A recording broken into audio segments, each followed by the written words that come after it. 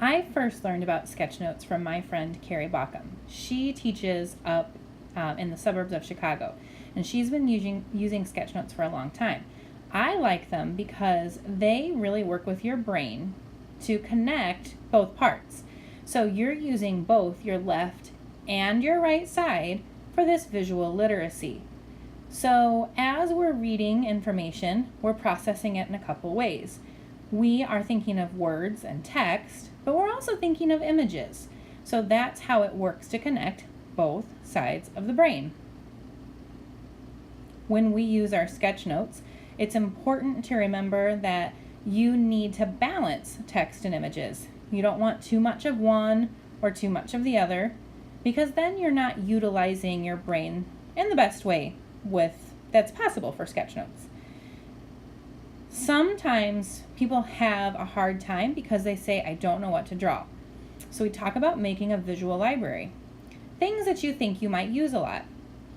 So, like a library has a lot of books in it, we need to have items that we can draw on, or that's kind of a pun, I guess, pull from our mind when we need to draw something.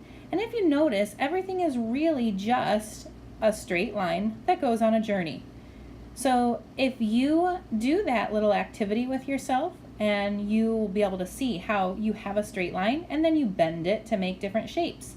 And then you can make those lines that you took on a journey into other basic icons, like a light bulb or an apple or even a book. There's not one right way to do it, but you do have to remember they're ideas, not art. You want to make sure you use a couple elements with your sketch notes. Containers are a huge element because they're going to separate information in a way that makes sense to your brain. Remember, sketchnotes don't need to make sense to everyone who looks at them. They need to make sense to you. It's how your brain is processing information.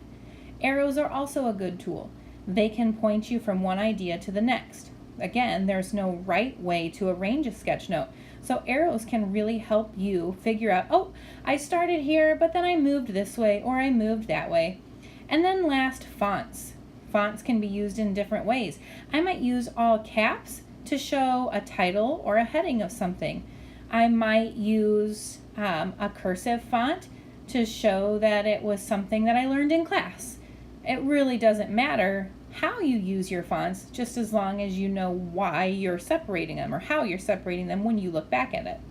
And remember, as my friend Carrie always says, there are no rules. You just have to get out there and do it.